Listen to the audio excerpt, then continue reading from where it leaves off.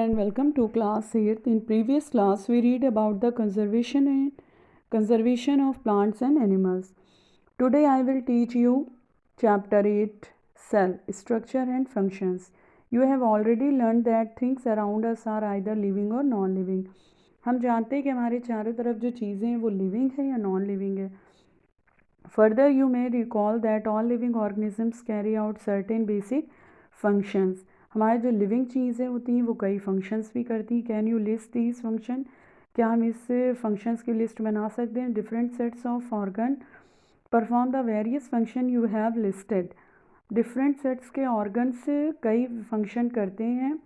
In this chapter you shall learn about the basic structural unit of an organ. इस chapter में हम देखेंगे basic structural organ की basic structural unit को, which is the जिसको हम सेल कहते हैं. सेल्स में भी कंपेयर टू ब्रिक्स. अगर सेल्स को हम ब्रिक से ईंटों से कंपेयर करें तो bricks are assembled to make a building. Brick से जैसे बिल्डिंग्स बनती है, similarly cells are assembled to make the body of every organism. इसी तरह से सेल्स जो है हमारी बॉडी, हर ऑर्गेनिजम्स की बॉडी को बनाती है. Discovery of the cell. Cell की क्या डिस्कवरी, खोज थी. Robert Hooke in 1665 observed slices of cork under a simple magnifying device. Robert Hooke ने 1665 में ऑब्ज़र्व किया कॉर्क में, यानी जो लकड़ी की कॉर्क होती है उसकी स्लाइसेस में एक simple magnifying device. Cork is a part of the bark of a tree. Cork यानी जो ट्री की बार्क होती है, लकड़ी होती है, उसमें इन्होंने कॉर्क शेप में मतलब एक देखा. He took thin slices of cork and observed them under a microscope. इस कॉर्क को उन्होंने माइक्रोस्कोप में देखा. He noticed partitioned boxes और compartments in the cork slice. इन्होंने देखा कि उसमें छोटे छोटे कई कंपार्टमेंट्स कॉर्क के बने हुए हैं कॉर्क स्लाइस के. These boxes appeared like a honeycomb. जैसे मधुमक्खी का छत्ता होता है उस तरह का था. He also noticed that one box was separated from the other by a wall or partition. उन्होंने देखा कि एक जो पार्ट था वो एक बॉक्स दूसरे से बिल्कुल अलग था, उसमें एक पार्टीशन था. Who coined the term cell for each box. उन्होंने हर एक बॉक्स को एक सेल कहा. What Hooke observed a boxes और cells in the cork were actually dead cell. क्या हुक ने ऑब्जर्व किया था कि बॉक्सेस या सेल जो कॉर्क में हैं वो एक्चुअली डेड सेल है. Cells of living organisms could be observed only after the discovery of improved microscope. Microscope की डिस्कवरी के बाद ये इम्प्रूव हो गया कि लिविंग ऑर्गेनिजम्स की सेल जो हैं ये ऑब्जर्व किया इन्होंने. Very little was known about the cell for the next 150 years after Robert Hooke's observation. Robert Hooke के ऑब्जर्वेशन के बाद ये पता चला. Today we know a lot about cell structure and its function because of improved microscope having high magnifying. Microscope की help से हम लोगों ने इसके बारे में कई चीज़ें जानी. इसका structure, function. The cell. Both bricks in a building and cells in the living organism are basic structural unit. जैसे बिल्डिंग में ब्रिक्स होता है वैसे ही लिविंग ऑर्गेनिजम्स में सेल होती हैं जो कि बेसिक स्ट्रक्चरल यूनिट होती हैं. The building thought built of similar bricks. Buildings जो होता है वो बना होता है छोटे एक जैसे ईंटों से. हैव डिफरेंट डिज़ाइन, अलग अलग डिज़ाइन होती, शेप्स एंड साइजेस. सिमिलरली ऐसे ही लिविंग वर्ल्ड में ऑर्गेनिज्म डिफ़र होता है एक दूसरे से, but all are made up of, लेकिन बनी होती है सभी सेल से, लेकिन हर चीज़ में मतलब शेप साइजेस में अलग अलग होते हैं. Cells in the living organism are complex living structure unlike non living bricks. The egg of an hen represent a single cell. जो हैन का एग होता है वो रिप्रेजेंट करता है सिंगल सेल को. And is a big enough to be seen by the unaided I.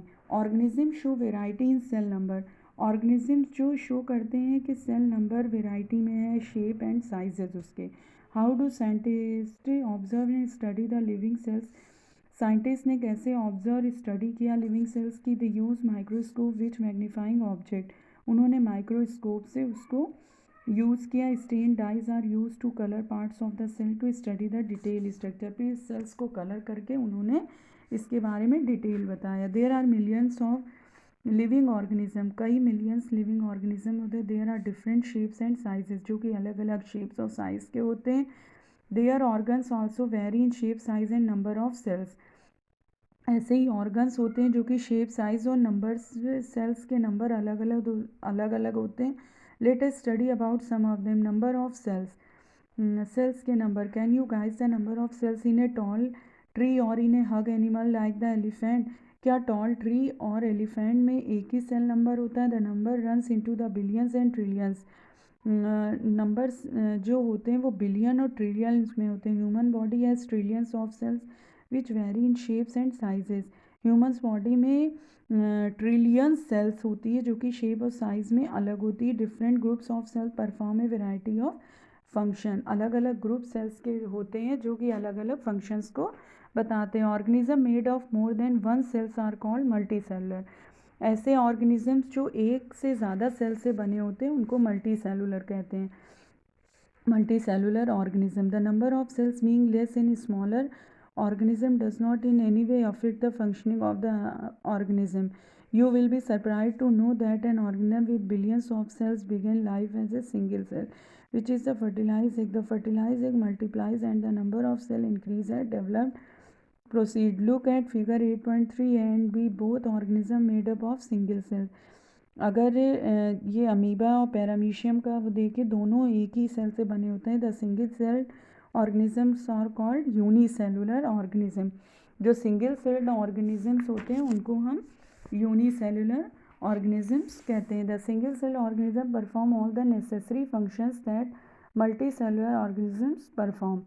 Single celled organism perform करते हैं सभी नेसेसरी फंक्शंस को, वो मल्टी सेलुलर ऑर्गेनिजम्स भी परफॉर्म करते हैं। सिंगल सेल ऑर्गेनिज्म लाइक जैसे amoeba captures digest food, respire, excretes, grows and reproduces. Similar functions in multicellular organisms are carried out by groups of specialised cells forming different tissues. The tissues in turn form organism. Tissues जो होते हैं वो form करते हैं organs को।